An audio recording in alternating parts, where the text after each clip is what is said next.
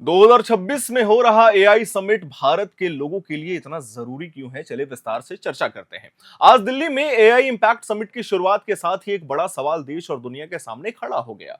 क्या artificial intelligence तकनीक विकास का नया अध्याय लिखने जा रही है? यह सबसे बड़ा सवाल, या फिर यहां मौजूदा उद्योगों की नींव हिलने वाली है? शेयर बाजारों की हलचल ने इस चिंता को और भी ज्यादा गहरा कर दिया है। समिट के पहले दिन बाजार लाल निशान में खुलता है।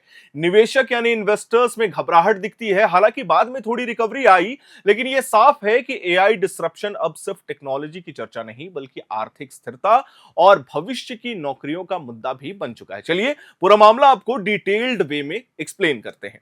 इस चिंता की सबसे बड़ी वजह हाल ही में जारी हुए एआई मॉडल है, खासकर ओपन एआई का जीपीटी 5.3 कोडेक्स और एंट्रोपिक का ओपस 4.6। जीपीटी 5.3 कोडेक्स को लेकर सबसे चौंकाने वाली बात यह रही है कि कंपनी ने अपनी तकनीकी जानकारी में यह स्वीकार किया है कि इस मॉडल के शुरुआती वर्जन ने खुद के प्रशिक्षण, डिबगिंग और टेस्टिंग में मदद की है। यानी एआई ने खुद को बेहतर बनाने में भूमिका निभाई है। यह सिर्फ तकनीकी उपलब्धि नहीं है, बल्कि एक संकेत है कि मशीनें अब आत्म सुधार की दिशा में आगे बढ़ रही हैं। अब एआई खुद के विकास में योगदान दे सकता है, तो भविष्य की रफ्तार कितनी तेज होगी, इसका अंदाजा हम वर्तमान परिदृश्य में नहीं लगा सकते हैं। विशेषज्ञों का यह कहना है कि पिछले कुछ वर्षों तक एआई में सुधार धीरे धीरे हो रहा था। हर नई उपलब्धि के बीच इतना समय था कि उद्योग और बाजार उसे आत्मसात कर सके। लेकिन 2025 के शुरुआत में स्थिति बदल गई। नई ट्रेनिंग तकनीकी और जितने भी विशाल डेटा प्रोसेसिंग है, उनकी क्षमता ने प्रगति की रफ्तार अचानक तेज कर दी थी। फरवरी 2026 में जब ओपन एआई और एंट्रोपिक ने एक ही दिन अपने मॉडल जारी किए, तो यकीन मानिए वैश्विक टेक शेयरों में तेज गिरावट देखी गई।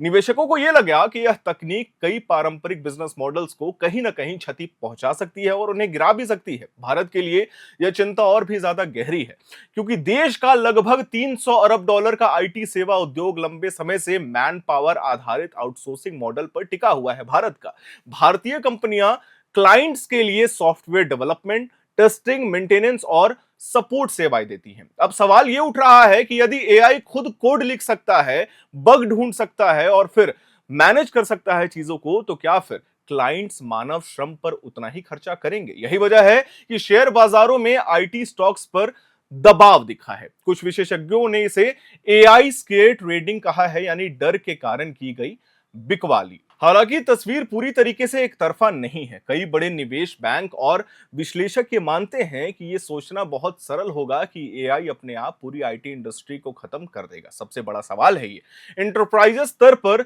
सॉफ्टवेयर बनाना केवल कोड लिखने का काम नहीं है। इसमें सुरक्षा, अनुपालन और बहुत सारी मेंटेनेंस की चीजें होती, योजनाएं होती हैं। ग्राहक की जरूरतों की समझ के हिसाब से ही उसे डेवलप किया जाता है।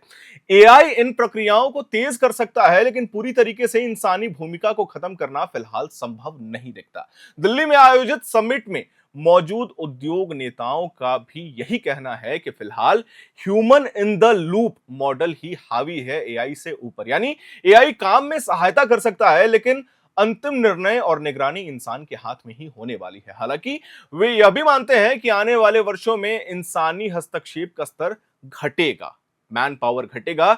यही संभावना बाजारों को अस्थिर कर रही थी, क्योंकि अगर लागत घटती है तो कंपनियों के जितने मार्जिन है वो बढ़ सकते हैं। लेकिन यदि क्लाइंट सीधे एआई प्लेटफॉर्म्स का उपयोग करने लगे, तो पारंपरिक सर्विस मॉडल कहीं ना कहीं प्रभावित होगा। वैश्विक स्तर पर भी यही बहस चल रही है। एंट्रोपिक के सीईओ डैरियो ने हाल ही में यह कहा है कि उनकी कंपनी में एआई अब कोड का बड़ा हिस्सा लिख रहा है। उन्होंने यह भी संकेत दिया है कि संभव है कि आने वाले 1-2 वर्षों में एआई का वर्तमान जो काम है वो एक पीढ़ी आगे होगा, मैन पावर रिड्यूस होगा। यह बयान निवेशकों के लिए एक रोमांचक भी है और चिंताजनक मामला भी है, क्योंकि यदि विकास की यह गति जारी रहती है तो तकनीकी बदलाव का चक्र बेहद छोटा हो जाएगा और उद्योगों को जल्दी जल्द कुछ करना होगा। भारत सरकार भी एआई को लेकर सक्रिय है। सरकार की यह कोशिश है कि देश अपने स्वदेशी एआई मॉडल विकसित करे और वैश्विक जितने भी उसके कॉम्पिटिटर्स हैं उनसे मुकाबला कर सके। नीति निर्माताओं का यह मानना है कि एआई को खतरे की तरह नहीं बल्कि एक पॉजिटिव वे में लेना होगा, तभी हमारा देश कहीं ना कहीं उन्नति कर सकता है। यदि भारतीय आईटी कंपनियां एआई को अपने बिजनेस मॉडल में शामिल कर लें, जैसे एआई आधारित काउंसलिंग हो या फिर ऑटोमेशन सेवाएं हो, डेटा ट्रांसफॉर्मेशन हो, एआई मॉनिटरिंग हो, तो वो एक नए अवसर पैदा कर सकते हैं, रोजगार के संदर्भ में भी और आने वाले फ्यूचर के लिए भी। कुछ पारंपरिक भूमिकाएं कम हो सकती हैं, खास करके दोहराने वाले कोडिंग और टेस्टिंग वर्क, ये कम हो जाएंगे, लेकिन साथ ही नई भूमिकाएं भी आ सकती हैं, जैसे एआई ट्रेनर, मॉडल ऑडिटर, बहुत सारी चीजें हैं जो परिवर्तित हो सकती हैं। खैर, एक सवाल हमारा आपसे, सवाल ये कि एआई हावी तो होगा, लेकिन क्या इससे मैन पावर सच में घटने वाला है? फर्क सिर्फ इतना है कि इस बार बदलाव की रफ्तार कहीं ना कहीं एआई के हाथों में दिखती हुई जा रही है, खासकर भारत के परिदृश्य से आप देखिएगा तो। शेयर बाजारों की मौजूदा घबराहट इस बात का संकेत है कि निवेशक भविष्य को लेकर चिंतित हैं,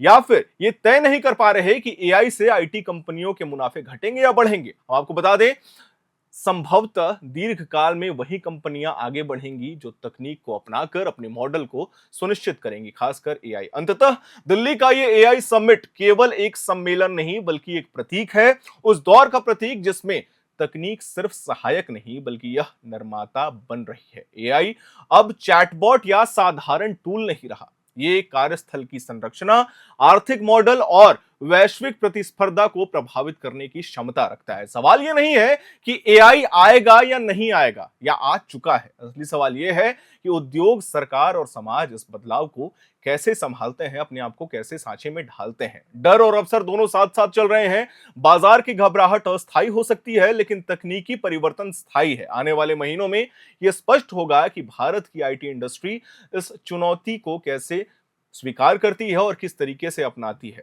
यही वह मोड़ है जहां से भविष्य की कहानी लिखी जाएगी और भारत की भी कहानी लिखी जाएगी। खैर, इस पे आप क्या सोचते हैं, आपका क्या विचार है, ये हमें कमेंट बॉक्स में जरूर बताइएगा।